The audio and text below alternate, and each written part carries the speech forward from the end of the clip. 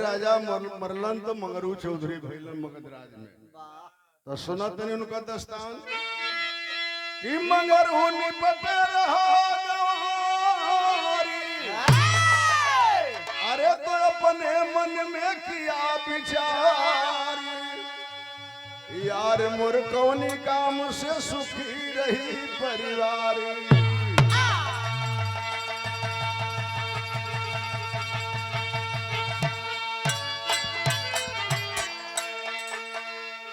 मंगरू चौधरी का बियाह भइल मगधराज में पैदा भइला।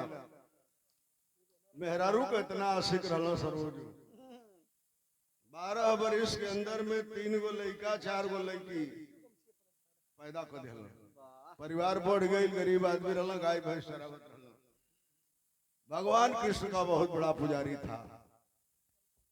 रोज नहा धो के मंदिर में बजाएं, कैलेंडर टांग के पूजा करें भगवान कैसे हमारे परिवार चली। बिरहा में वो कोवाली रमेश कौन कोवाली बा?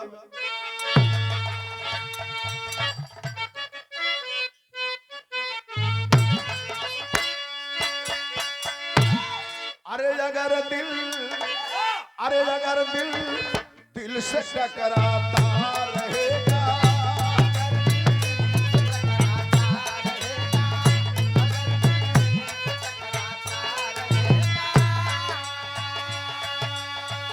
अगर दिल से टकराता रहेगा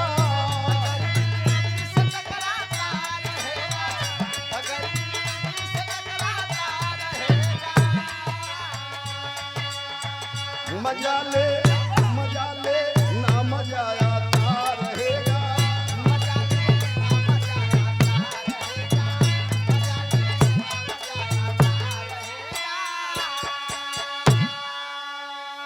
लेकिन बिरहा के भाव में कभी लिखो तो पुरान लोग बैठल हुआ कि अगर मनी राम में रमता रहेगा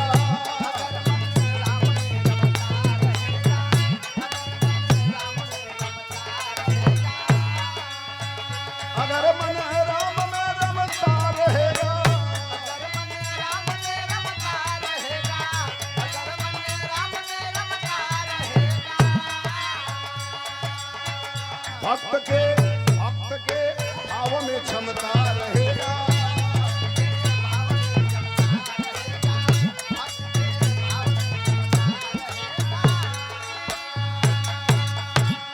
बड़ा मजबूर हुआ मंगरू चौधरी परिवार कैसे चली भगवान।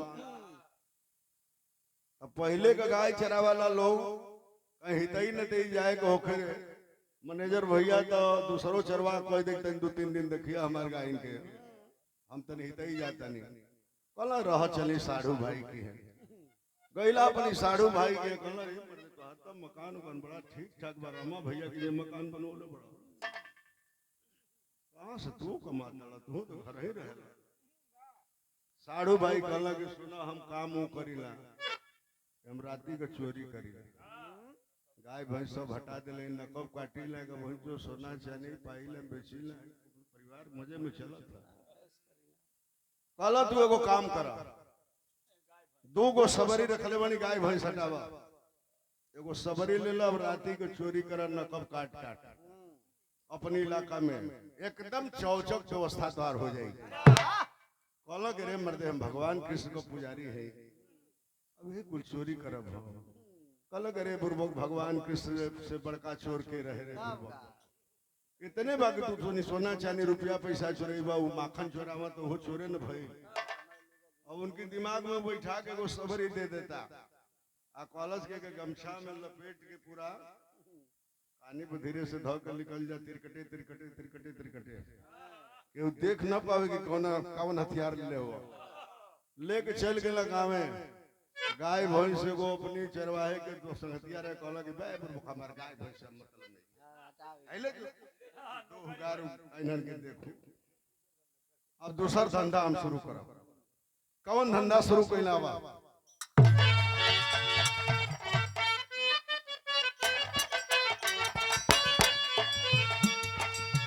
मंगरू मस्त हुआ मगध के नगरिया में चोरी करने लगा गांव और शहर सहरिया में, उसी धंधे से वो परिवार को चलाता था। उसे चोरी के सिवाय और कुछ न भाता था। बात एक रोज की साधु से एक दीदार हुआ, मगर वो देख करके मन में तब विचार किया। 3-4 दिन गईला, नकब काट के चोरी गईला। गरीबा है घर के आदमी में कैला चोरी, 2-4 गो छागल ओगल पोल गोटा कोनो को घर मिलत बाना, जन्म हपच के मोहर हर मिल जा। चौथा दिन गईला चोरी करे तो लोग गांव में जगरम हो गई। लोग लाठी भाला लेके चहेट लिया। भागत भागत एगो जंगल में गईला, एगो पेड़े पर चढ़ गईला। लगला गांव वाला टारच मार के खोजे, साला ई कैसन कहां भाग गई। खोजत खोजत गांव वाला कहले के शायद जा भेटा गइल हत। और पेपरे पर चढ़ के हाफत हो कहले के साला में बहुत रिस्क बा, ये धंधा में बहुत खतरनाक धंधा भाई। खैर गांव वाला चल गइल, भोर भइल, ओइ पर से उतरल ही। तले वो महात्मा जी 5 किलो का लोटा पितरहा लेके स्नान ध्यान क के नदी किनार से वही जंगल में है आवत रहल। की रे तो खूब चमकता लोटा इनका, कहला बढ़िया बाबा। आज यही महात्मा जी अइला, कहला मंगरू चौधरी खबरदार, खड़ा हो जा, सीधा सावधान खड़ा हो जा। महात्मा जी हमार बात को माने के पड़ी। मंगरू मने मने सोचा था ना कि आज चोरी करे गई, जगरम हो गई, चहेटा पर गई, कुछ हाथे लगल नहीं तो इनको लोटवे ले चल के बेच दे तो 10-20 रुपया का हो ही जाएगी। कहला तेरे हमारे को बात सुन लो। कहला बचाओ, बताओ बच्चा बतावा। सोचलन के आशीर्वाद मांगे, यही का मांगे लगा।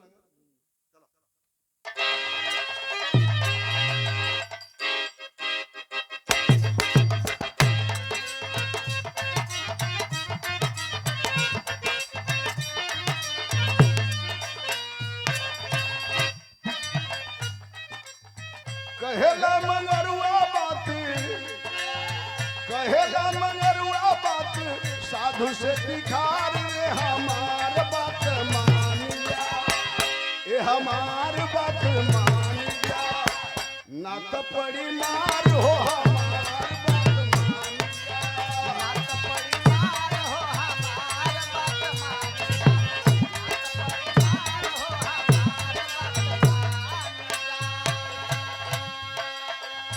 कॉलेज की सुना कहतनी तेवन कह दो, नहीं तो जितना घूम घूम मठ पर खैले बड़ा टिकर घी। अब मैं जिला जवार का नामी चोर है, सबरिया हिला के लदवा में भाप दे फेंक देबो। महाराज जी कहला के रे बेटा का कहल चाहता बतावा। कहला सुन, दे दे अपन लोटा ना तो होई मारा मारी,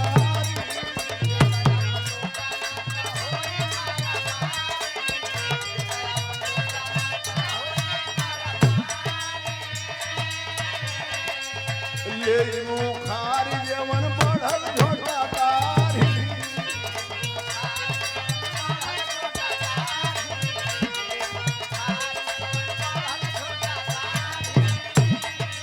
सुनकर के साधु बोले, सुनकर के साधु बोले, सुनीला दुलारी रे हमार बात मान जा, ये हमार बात मान जा, ना तो पड़ी मार हो हमार बात मान जा।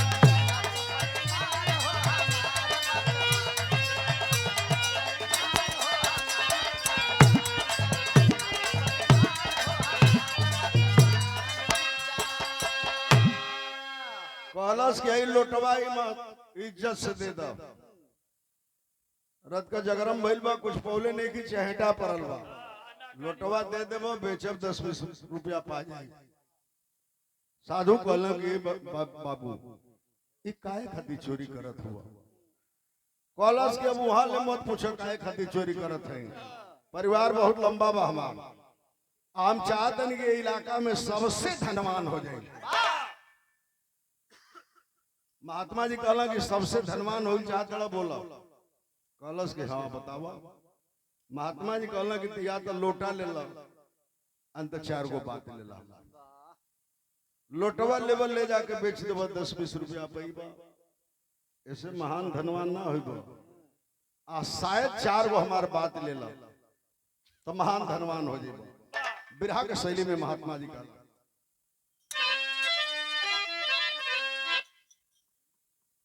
मान चारी बबुआ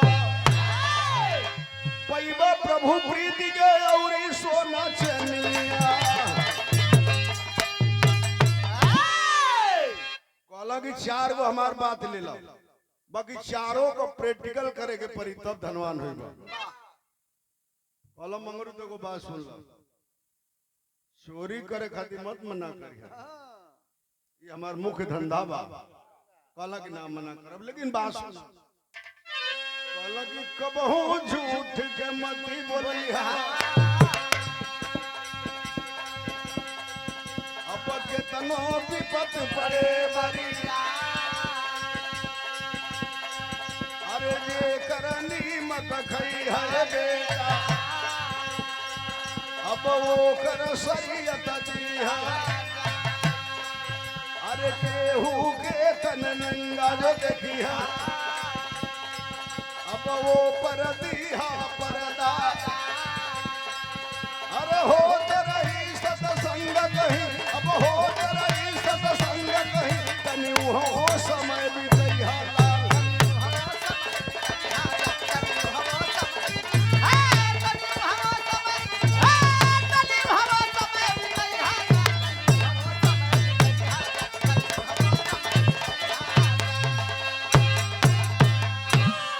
साधु बाबा कहला कि बेटा पहली बात हमार सुन लो, आज से ही गठिया लग जिंदगी में झूठ ना बोल सकेला। कहला कि जा मरते घड़ी हम झूठ ना बोलो। दूसर की बात साधु कहला कि चोरी खूब करा जम के, मना नहीं कर, लेकिन जेकरा घरे नमक खा ले रही ओकरी घरे आज से चोरी मत करिए। कि चला यो बिन बरा ले। तीसर की बात साधु जी कहला कि मर्द होके मेहरारू होके तोरे सामने अगर नंगा पड़ जाओ तो ऊपर एगो पर्दा जरूर डाल दिया। कहला चला यो ठीक बा। चौथ की बात साधु जी कहला कौनो इमरजेंसी काम होके, कितनो इमरजेंसी काम से कहीं जात रही है, रास्ता में अगर कहीं भजन होत होके, कीर्तन होत होके, तो जैन सत्संग होत होके, जरूर कुछ समय बिता दिया। 4 गो बात के तोहरी परीक्षा तो कले रहेला कहाँ स्थायी पता बतावा। महात्मा जी कहला देखा हुए हमार कुटी लौकतिया वही जा रहेला। कहलत कि त जा तोहर प्रणाम करतनी, लोटा लेके जा, अब तो ठीके बा। आ 4 बात के परीक्षा करके लौटब, अगर ना धनवान भइली तब तू जे निह तोहर काम करी सीधे उठा दे ऊपर चल जीबो। कहला कि जा रात भइल मगर चलना है चोरी करे। जकरा घर के पिछवाड़े बैठे तो पहले साधु वाली बात होश पड़ जा। 3 गांव घूमल 12 बजे ले, कौनो ऐसा घर ना रहल जो ना घरे मंगरू ना खैले रहल। कहला कि इतन निमने गाढ़े में डाल देलो सधुइया। 12 रात के बजत रहल, उनके दिमाग में आयल कि चला काहे न अपने यहाँ के राजा का चोरी करी। राजा के यहाँ कबो निमंत्रण नहीं किया, राजा के यहाँ खैले बनी। राजा के यहाँ बड़े बड़े कुछ परेला फंक्शन तो बड़े बड़े लोग आवे लोग गई। राजा के पिछवाड़े जाके नकब काट दिलस। नकब काट के राजा साहब के हवेली में प्रवेश कर गई। चादरा बिछा के सोना चांदी एक मोटरी बांध ले। कई गाँव दौड़ल तोरे नजर पड़ल, बगल में देखल खूब ट्रे में सजा सजा मिठाई धइल बा। कहला कि चलो 4-5 गो इनका मिठाई खा ले, सोना चांदी लेके भागी, कहीं चल के किनारे पे एक कुड़ पानी पी ले, ठंडा जाए। एगो मिठाई खैला, एगो प्लेट में से लब दे हबर हबर, दूसरको में से खा लेना, तीसरको में से खैला, चौथका जब कच दे खा के घोटत तो वो पापड़ रहा। कहला कि तब मिला गड़बड़ा गई, नमक रहा है। और सधुइया कहले रहल कि जेकर नमक खा लिया ओकर चोरी मत करिया, शरीयत दिया। वही हवेली में राजा को चोर मगरू सोचे लगल कि राजा का दौलत ले जाई साधु की बात से विचलित हो जाए ना, कतई ऐसा ना करब, अब राजा का दौलत ना ले जाए। राजा का सगरी गहना वना बांध के खोल चदरा में से उलाट दिया, बाहर निकल गई। कहलस कि दादा इतना बड़ मुका कटले है, हम चल जाई दूसरवा कोनो चोर साला घूमत आवे तो सेतिहे में घुसी या भक्त राजा के दौलत लेके चल जाई। कलर है को उपाय कर दे, बस ओई बगलिए में गड़ही रहल, ओई गड़ही में से पाक पानी माटी ले आवे लगल, आ ले के धक गलिया के अब ईटा सरिया सरिया ओई से जोरे लगल। इतने में राजा के सिपाही घूमत अइला, मंगरू चौधरी के पकड़ लेला। आधा भाई मुकड़ी बन के लेला, आधा भूखा खुलल है, तौले पकड़ लेला। सिपाही ले राजा के दरबार में ले जाके पेश किया, रे सरकार चोरी कर रहा था, हम लोगों ने गिरफ्तार कर लिया। राजा कहले कि तेरी ये हिम्मत, तू राज घराने में चोरी कर दिया, राज हवेली में। राजा कहला मेन मौका पे देखला, कहला कि भाई ऐसा तो चोरे न देखली, भीतर देखत न तो सोना चांदी परले बैठे, बाहर से देवाल बंद करत रहल। राजा कहला कि ऐसा चोर ना देखली, काहे ऐसा कैला है, जब चोरी कैला है तो दौलत ना ले गईला। कहलस कि सरकार जिंदगी में झूठ ना बोल सकीला। एगो साधु हमसे कहले रहल कि जिंदगी में आज से झूठ मत बोलिया, आज जेकर नमक खा लिया ओकरे घरे शरीयत दिया। हे साहब आपका चोरी कैली जरूर, लेकिन 4-5 गो मिठाई खैली, एगो चीज मिठाई समझ के खैली, में पापड़ रहलो मान नमक रहल, हमारी पेट के अंदर चल जाए। यही लिए सोचली कि राजा का दौलत ना ले जाए, कोनो दूसरा हवा लेके चल जाई, कम से कम दीवरिया बंद कर दें। तब बंद करके सोचली कि साहब चल जाए बेजन से। राजा कहला कि ऐसा चोर तो हमने देखा ही नहीं भाई। कहला कि ये बतावा नौकरी करबा। मगर सोचे लगल कि भाई ये कही बात सधुइया के ठीक कैली तो नौकरी लगे लगल। कलश करे सरकार अगर नौकरी मिल जाए ऐसे बड़ी धो देवे के काल लेके करब हम। कहला काहे ना सरकार नौकरी मिल जाई तब तो हमार किस्मत ये खुल जाई। राजा दरबार में ले गए, मंत्री के बुला, कहला 7 मीटर का साफा ले आवा, इनके कपारे बांधा आ इनके बर्छी दे देगो। आज से नंबर 1 का चौकीदार तू, हवेली का रखवाली तू करबो। बार तनख्वाह आई रही 300 रुपया महीना, खाइल पियल छोड़ के। कहला 50 रुपया में तुम्हारे घरवा का खा के बहा यहाँ बहुत तब तो धनी हो जाए। राजा कुछ के यहाँ कुछ दिन 10-12 दिन में पहरा दिले रहला। एक दिन राजा दरबार में बोलौला, कलम मंगरू चौधरी सुना, हम जाते ही तनी दूसरे राज में 10-15 दिन के बाद लौटब। एकदम सजग रहिया, रात के कोनो चोर चोरी न को पावे। कहला करे सरकार जब नामी सरदार चोरन को अरे लगे जब पहरा देवे लगल तो केहू को हिम्मत बा, हम पूरा रात जागिला। राजा यह कही के चल गई ना, ये पहरा रात के जब देत हमन रात के 12 बजे, तो मंगरू चौधरी सोचला कि भाई तनी वहू कोठरी में देख ली जौना में रानी सुतल है, कहीं को मैं ढेर दौलत होके कोनो हेल के लेके चल जाई तो साला नौकरियों चल जाई हमार। वही जंगला पर खड़ा भइला, आ जंगला बंद रहल, तनी तनी जंगलवा ऐसे कैलाश भिड़कावल रहल, बस अब यही लगा कोई मत देखा था। छोट छेद में जब देखबा है तो बाहर बहुत साफ लगता। बिरहा में गीत बा, वो कैसे गीत बा,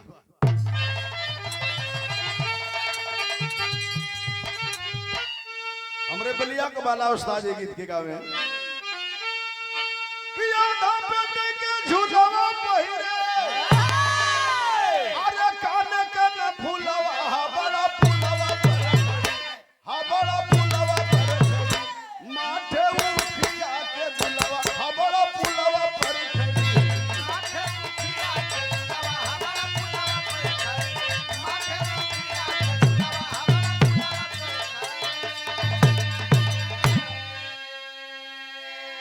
रात भर गावत नहीं जा हमन को यूट्यूबर भाई कुछ दिहला लो ना बिरहा बेचबा जा खूब तोहन लो पैसा कमाइबा जा तोहन लो तने हमनो पर ध्यान।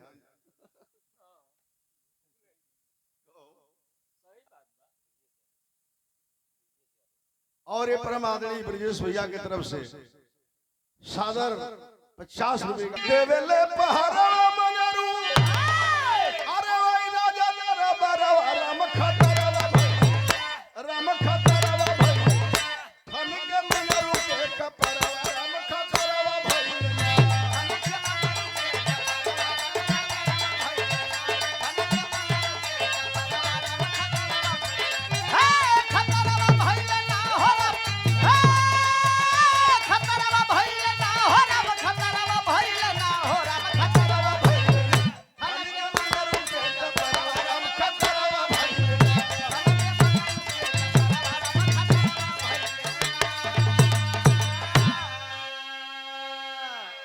जंगला पड़े जब देखला मंगरू तो का देखला वही जे देखा साधु को फिर काम लगल उनकी बात का कि देखेला मंगरू देखा था कि सुतल रहली नंगी रानी अरे ले के यारवा राम खतरवा भाई राम खतरवा भाई देखला मंगरू के हो दादा रानी तो कोनो के लेके नंगी सुतल है इधर हवेली के अंदर तो साधु वाली बात उनको होश पड़ गई साधुया कहले रहल केहू के नंगा देखिया तो एगो वस्त्र डाल दिया सोचे लगल मंगरू कि कैसे डाली हम चदरवा राम खतरवा भाई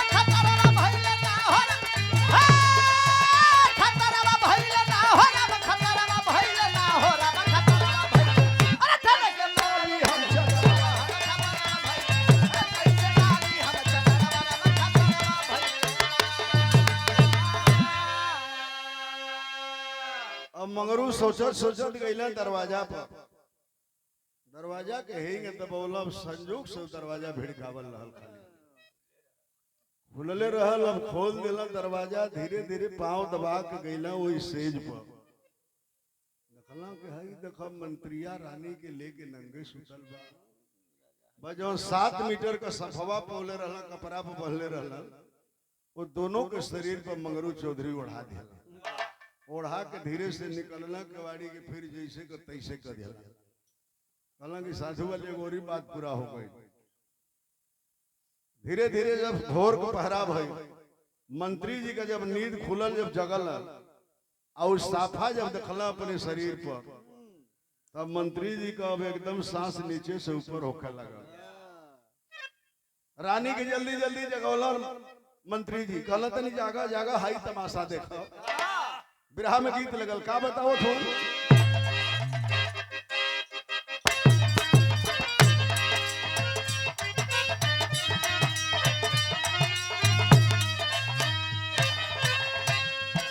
केहू गीत के माता बहन गावेली कहवा से आवेला बाबा के बिटियावा हो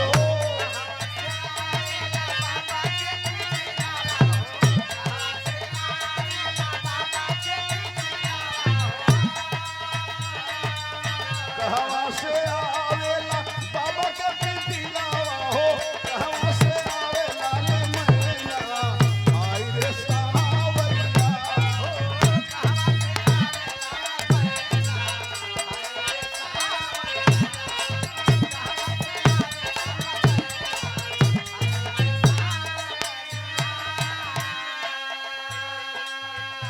मंत्री जगौला रानी से कहला तन हाई तमाशा देखा नंगी बदनिया पे डालल के चदरिया हो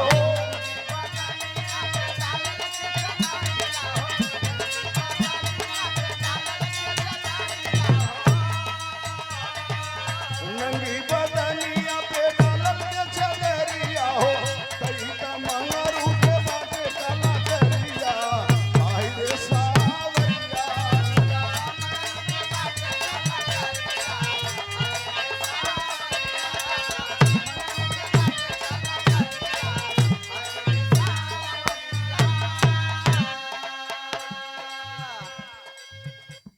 रानी पहचान गई कहली तो साफा मंगरू चौधरी के बाप राजा कहला कि अब हम राजपाट तोहार छोड़ के भागम दूसरा राज में मंत्री जी कहला कि अब दूसरा राज में भागम दूसरा राजा के हैं रानी कहली काहे भगवा कहला कि अरे दादा हो दादा राजा साहब के सामने कहले रह एगो साधु कहले बा हमके मरे घड़ी ले हम झूठ ना बोल सकीला। एकर मतलब के हमन के दोनों जना के नंगा देख ले बा। तरानी सुना जान गारे में बा हमार जहिया भी पीना से आ जाई है राजना हो।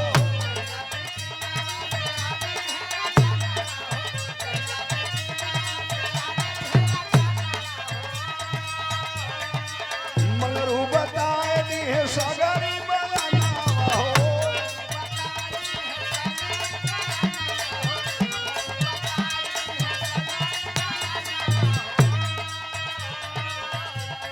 दहिया कट जाई हमारी मौरिया हाय रे सावरिया।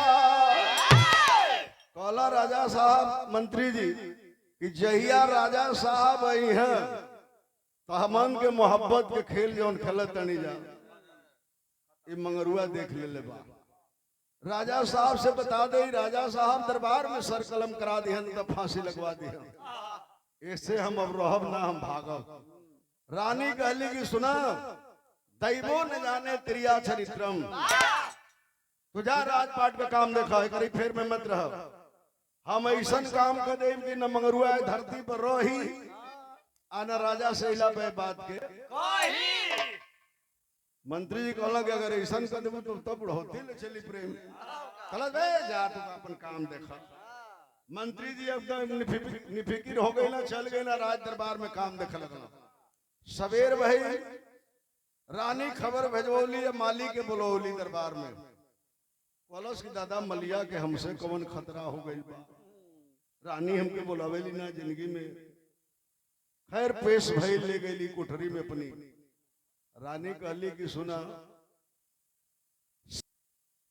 मलिया से कहली कि सुना आज रात में एक आदमी जाई सबसे पहला जौन आदमी जाई आ तो से कही कि रानी फूल मंगले ही पूजा चढ़ावे बदे तो जौन पहला आदमी जाई ओकर मूड़ी काट लिया गढ़ा उड़ा रतिये के संझिए के खन के ठीक कर दा लाश के फुलवारी में गाड़ी के ऊपर से फूल लगा दिया आ मूड़ी के थरिया में ढक के फूल ऊपर से ढक के आ रखले रही। कुछ देर के बाद दूसरा आदमी जाई आ वो आदमी कही कि रानी फूल मंगले ही तो वही के थरिया जो ना मुड़िया रही वो दे दिया। हाई जितनी सोना चांदी देता है लेला काम होला के बाद मुंह मांगल धन दे दे। कलश करे हम अब जाते हैं तैयारी बनावे गई अपन तलवार लेके शाम उम धरा के एकदम चमचमा दिया गढ़ा उड़ा खन के फिट हो गई। कलश के भाग चमक जाई बहुत कम तनख्वाह है। ताही देखा 50 रुपए का पुरस्कार आया है। धीरे धीरे जब शाम भइल रात भइल 12 बजे मंगरू चौधरी पहरा देत हुआ मैनेजर भैया घूम घूम रानी अली दरवाजा खोल कर ले गए चौधरी गईला कहला कि दादा का बात कहला अरे सरकार आदेश होके। रानी कहली कि सुना वो काम कर चल जा बगीचा में माली से कहिया कि रानी फूल मंगले ही फूल दे थरिया में लेके चलिया हुआ तो हम नहा वहा के अपन ठीक ठाक होते ओकरे बाद पूजा करो। सोचे लगला मंगरू की भाई रानी के पहला हुकुम बना जाए तो नौकरियों खत्म हो जाए। का भइल बाबू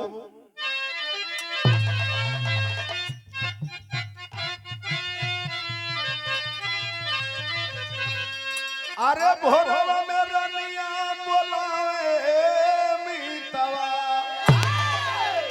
अरे वही रतिया के रनिया बोलावे मीतवा आ फूल बद मंगरू के पठावे मीतवा।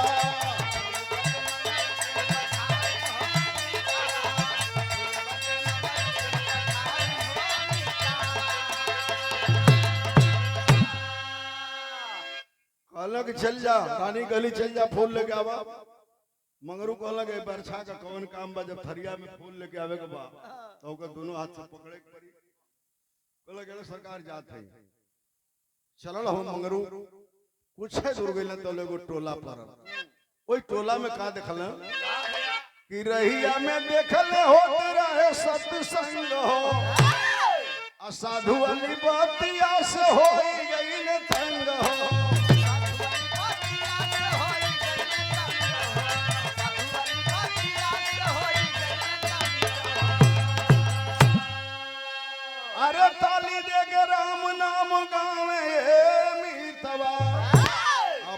बदरनिया पठावे मीतवा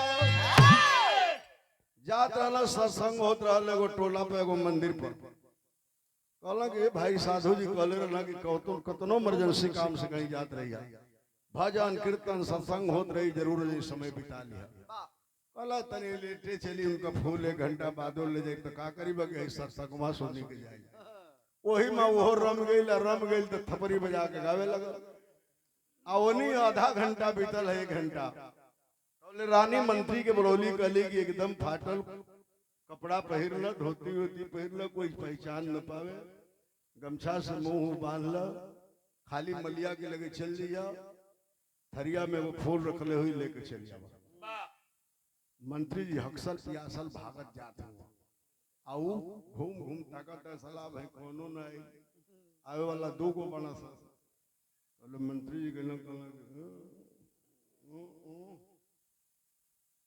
फुलवा देवा अलस करे हवा सरकार नेहुरा चला है मड़ैया में आज अब नेहुरला तो का कैलस कि मंत्री जी गईले जब वही माली के समानवा काट लिया मालिया तुरंत गारदानवा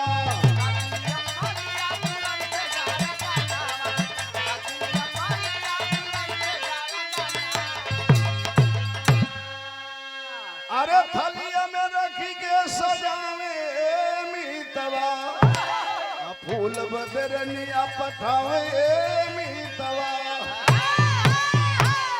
मंत्री जी गईला रात को बेला रहल मूड़ी काट दिलस थरिया में रख के फूल से ढक के धा दिलस लाश के गाड़ के पाट के ऊपर उधी लगावत दिलस ये नहीं रमले हो इस सत्संग में मंगरू चौधरी रमले हो जब मुर्गा बोले लगला सो कहलस कि ये मत देरी ले बैठे निका तो बुझा था कि नौकरी खतरा में बा भागल जात हो का भइल आल्हा में कभी नहीं खतरा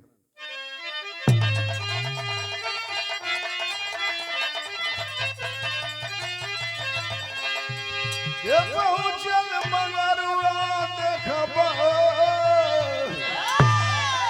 आ वही माली के नियरवा हर दिल बटे माली उहे थाली पकड़ा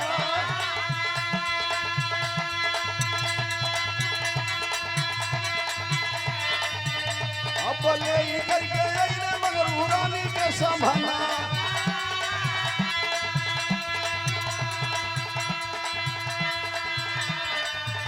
अब देखी करके रानी के दियरवा घबरा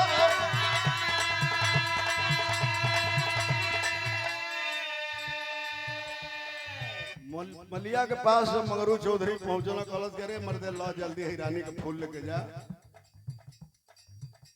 भाई मंगतू ने की पहले ही से तैयारी कर ले बका लेके मगरू चौधरी दरबार में जो ही आइला रानी देखली घबराए लगली करे ये 12 बजे रात के गई लते है फूलवा लेके आवता थरियवा को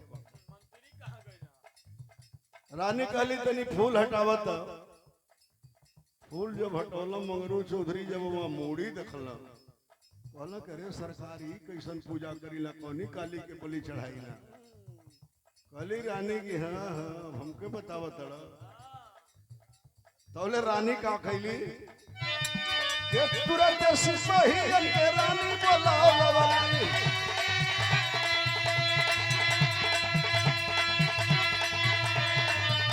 अब गली वही हलिया में बंद करावा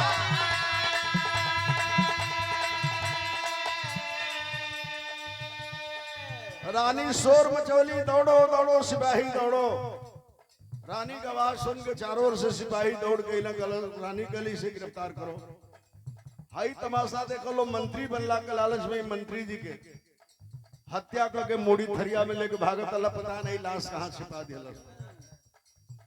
अब पुलिस वाला धो के इतना मार मरना सब मगरू को हाथ गोड़ तोड़ के जेल खाना में डाल देना सब सवेर भइल दुगो सिपाही गेल से कहाँ कुछ खइबे मगरू आही आही करत हो वही माँ सिपाही गरियावा सो दूला तू उपजा सा खाना देवे दुगो रोटी तो हो मारा सा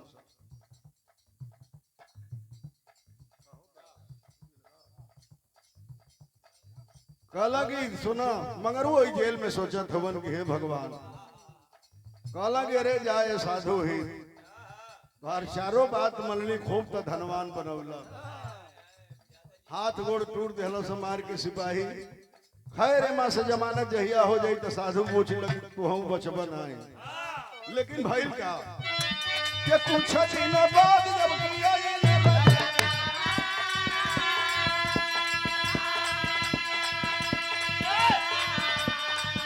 अरे रानी दिल्ली राजा से लहरा वाला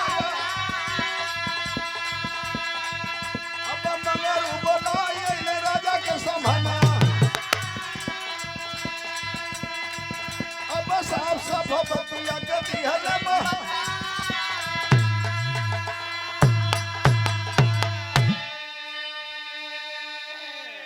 8-9 दिन बीतल इनके वही जेल में भले राजा अलन दरबार में दूसरा राज से घूम घाम के रानी दौड़ के गईली राजा के सामने हक हक रोए लगली, कली की बहुत अनर्थ हो गई बा, बहुत भारी कांड हो गई राज में।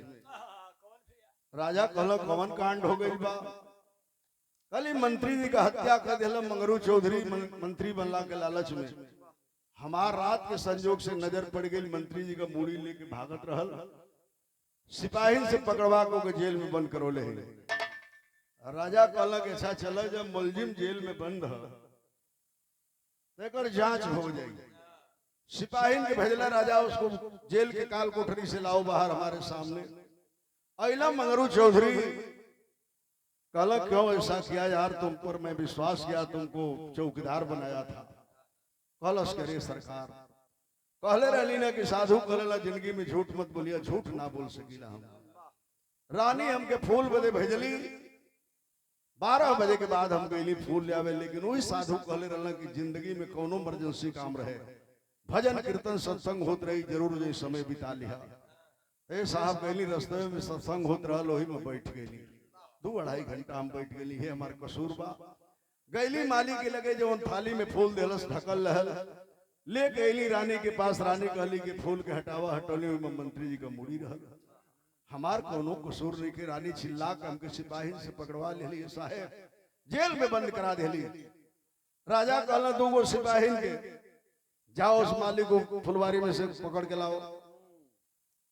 अब 2 सिपाही रात भर का ड्यूटी कैले रहल, दारू और पी के सोते जाते रहल। कहला चला साला 1.5 किलोमीटर वो मालिक की फुलवारी में सनकत सिपाही जाए लगल सा, आ वो बैठल है अपनी फुलवारी में। जब दूरे से देखल ए भाई सिपाही काहे सनकत हमारी उरावत ना सा, यही के कहले कि चोर की दाढ़ी में तिनका आ तौलिया के सिपाही दोनों ओर से दोनों बाएं ठैला सा।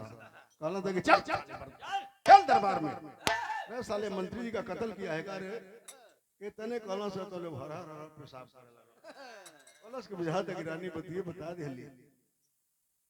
खिसिरावत लेना सा राजा साहब के सामने जो ही आई, कलश के राजा साहब जीवन दान दे दे, हमके फांसी पे मत चढ़ाई, हम मैं बतिए बता दे।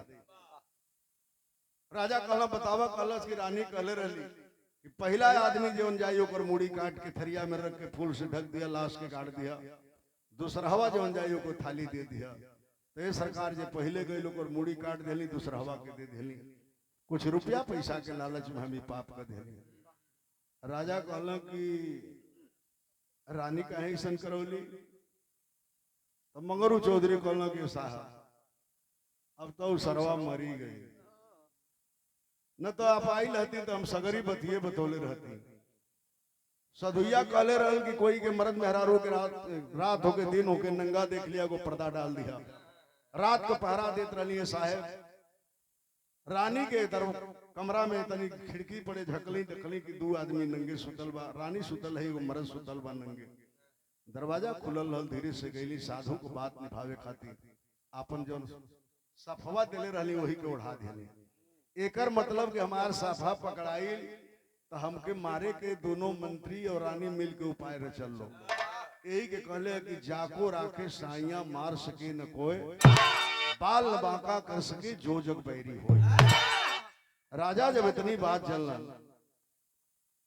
कि जिस रानी पर राज्य का क्या चाहिए न्यौछावर करता हूं, अवई रानी मेरी नहीं है, मेरी धर्मपत्नी मेरे पीठ पीछे छुरा मारती है, विश्वासघात कर रही है। दो सिपाही के बोलोला कहला कि राज में ढिढोरा पिटवा दो। अब पूरा प्रजा के काल बुलावा दरबार में। पूरा प्रजा जब दरबार में आई, मंगरू चौधरी सोचे लगल कि भाई पूरा प्रजा के बुलावा था ना, पारा पारी फांसी हमहू को चढ़ाई।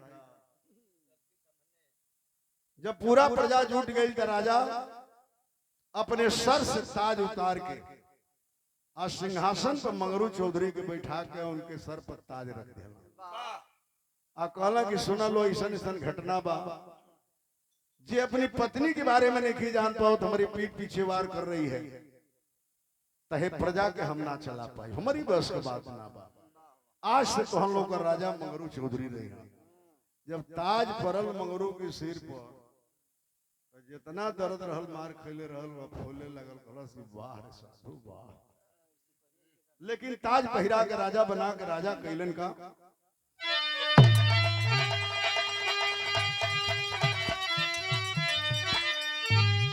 भैली राजा के गलनिया सोचेला मनवा, अपज के राजा राजा धनिया के गईले बनवा।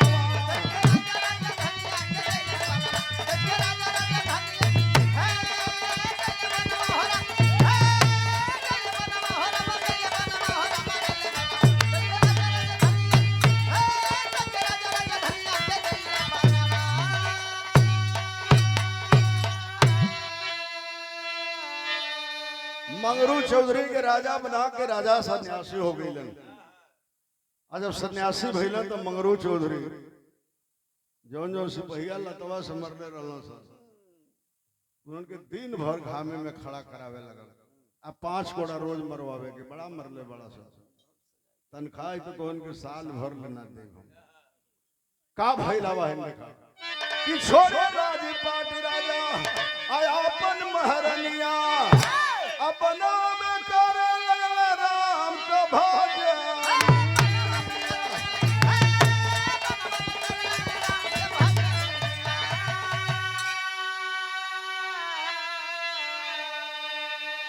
अरे धन्यवाद मंगरू जवन दिहले के नवा, अपज के राजा राजा धनिया के गईले बना।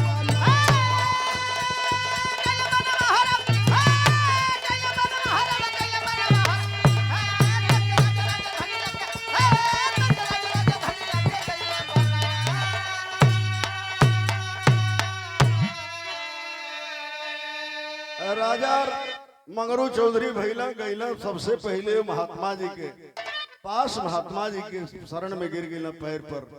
कहला कि महात्मा जी दुनिया का आदमी कौनो भक्ति न करे, अगर सच्चे मार्ग पर चले तो उसके ईमानदारी का फल उसे जरूर मिल जाएगा। आज से आप हमारे गुरु, मैं आपका शिष्य। और जवनी झोपड़ी में रहत रहलन वही मगध में मंगरू चौधरी राजा बनला के बाद बहुत ही भव्य भगवान कृष्ण का मंदिर बनवाया और शिष्य बना, राज चलावे लगलन। यही से कभी कहानी का अंत की कहना है कि जय हो नगारिया की जय हो।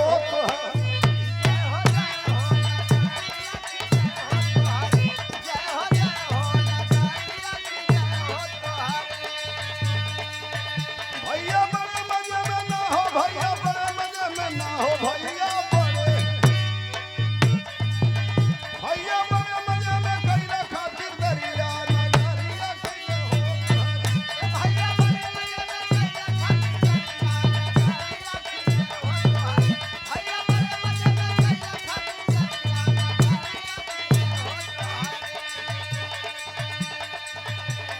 मैनेजर भैया लिहले हम के बोलवाई।